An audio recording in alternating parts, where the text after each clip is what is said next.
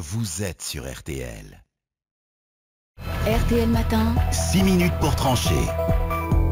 Bonjour Jean-Paul Hamon. Bonjour. Vous êtes président de la Fédération des médecins de France et avec vous nous allons revenir ce matin sur les mesures mises en place pour lutter contre la propagation du coronavirus. La première chose à dire quand même ce matin, c'est que comme toujours, vous, médecin généraliste, médecin de ville, médecin de famille, c'est un terme que j'aime bien. Moi aussi. Vous êtes les premiers sur la ligne, non?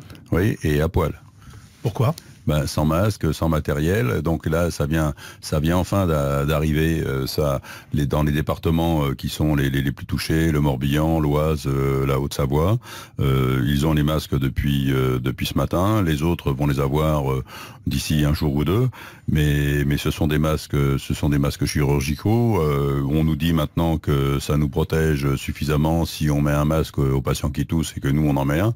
Mais il faut dire que si l'épidémie s'étend, il faudrait qu'on ait du matériel un peu plus performant, pointu, oui. Un peu plus probant. On nous a dit qu'il fallait avoir des lunettes parce que quand on a des projections, ça peut aussi toucher les yeux.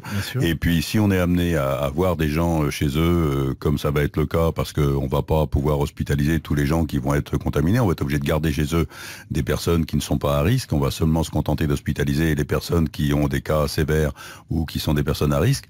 Et donc là, ça va faire du monde. Et là, il faudrait peut-être des blouses, des lunettes et des masques FFP2. Bon, alors je voudrais juste être bien sûr d'avoir compris votre première réponse. Vous nous dites que, alors que vous êtes en première ligne, au moment où nous parlons, on ne vous a pas donné les masques les plus utiles dans ces cas-là, et que vous vous retrouvez avec des masques de chirurgien que vous devez mettre éventuellement à vos patients qui seraient contaminés, c'est bien ça? Exactement.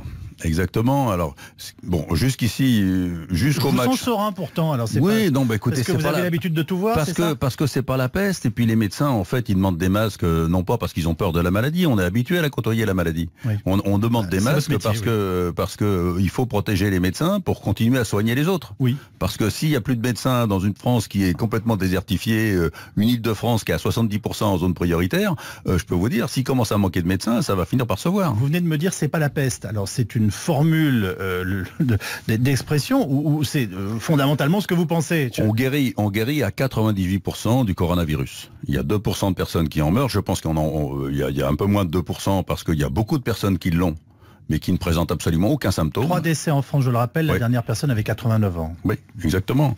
Et puis les deux autres étaient des personnes fragiles. Mais c'est justement ces personnes-là qu'il va falloir protéger. Il faut rappeler les mesures barrières, se laver les mains, tousser dans sa manche, etc. Et surtout prendre des nouvelles des personnes fragiles, mais pas aller les voir. Ou si on va les voir, il faut vraiment être protégé, avoir des masques. Voilà, c'est les personnes fragiles qu'il faut protéger. Des consignes claires vous ont-elles été transmises?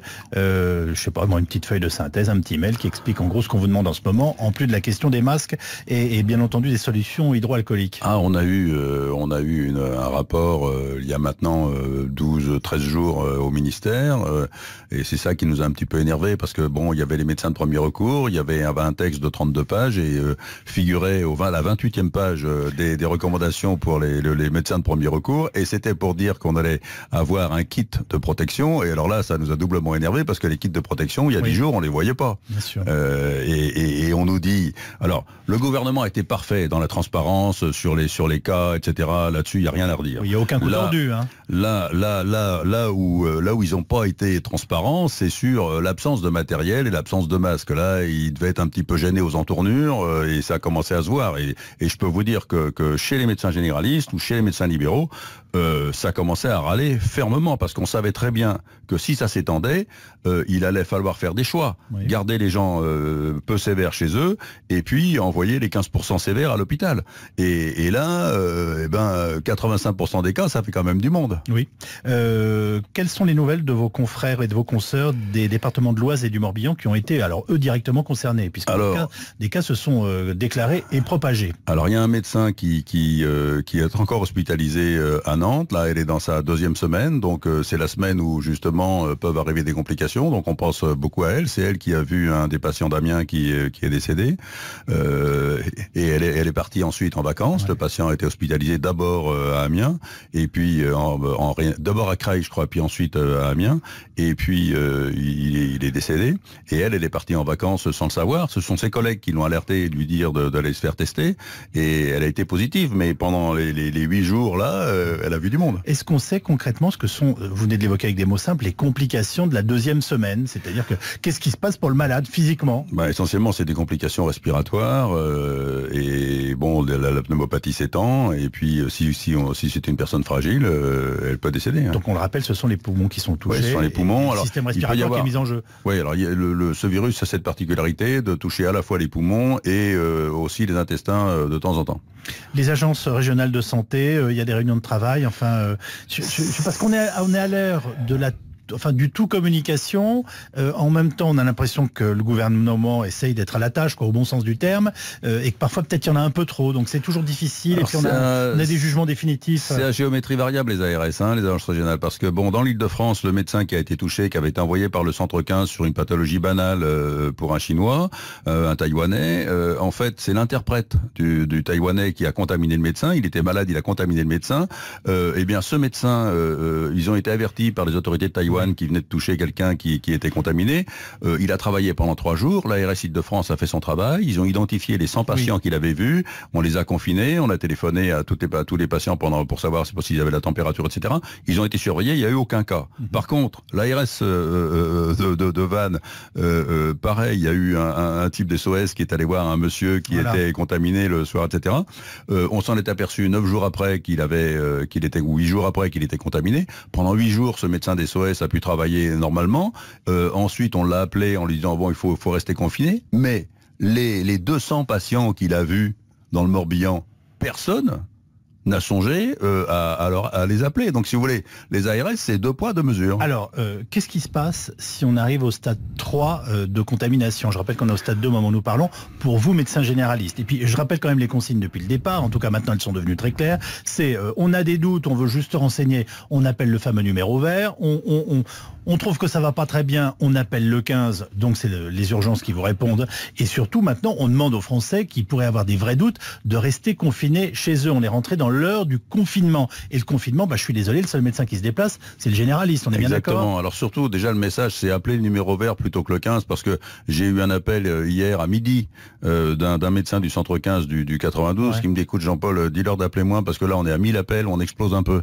Donc, s'ils peuvent appeler le numéro vert plutôt que le 15, de réserver le 15 vraiment aux vrais doutes, ce serait bien. D'autant plus que dans le numéro vert, on peut avoir des réponses. Enfin voilà, il y a des éléments objectifs sur tout ce qui serait de première phase. Oui. Alors nous, c'est ça. On va vraiment être en première ligne, et c'est pour ça que on va pas se contenter de masques chirurgicaux, et on va exiger d'avoir des masques FFP2, d'avoir des lunettes et des blouses jetables, parce que si on se pointe chez des gens, le virus il existe sur les surfaces inertes, donc on va pas trimballer de virus. La table sur laquelle on parle pour l'instant. La table, les chaussures, les vêtements, etc. Donc il faut quand même se protéger un minimum.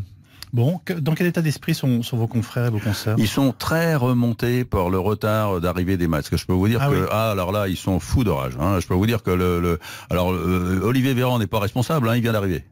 Mais Olivier c'est Véran, je rappelle, c'est le nouveau ministre de la Santé. Olivier Véran, le ministre de la Santé, il vient d'arriver, il n'est pas responsable. Donc, mais je peux vous dire que ça a beaucoup énervé les médecins généralistes. Et puis aussi, ce qui a énervé aussi les libéraux, c'est que quand il y a eu cette fameux cluster en Haute-Savoie, là, l'administration a félicité l'administration qui avait réagi un vendredi soir à 22h. Ils ont félicité le SAMU 74 qui s'était déplacé et qui avait réussi à transporter les gens alors qu'ils étaient dans les hôpitaux, mais aucun mot sur les médecins libéraux qui avaient libéré des plages de consultation pour libérer les urgences. Et là, je peux vous dire qu'en Haute-Savoie et en Rhône-Alpes-Auvergne, ça a été un peu mal vécu cette histoire. Ils viennent de prendre la parole grâce à vous. Je rappelle que vous êtes président de la Fédération des médecins de France, et je rappelle le numéro vert, puisque vous nous conseillez de l'utiliser, le 0800 130 000, c'est-à-dire 130 et 3 0 pour être tout à fait clair.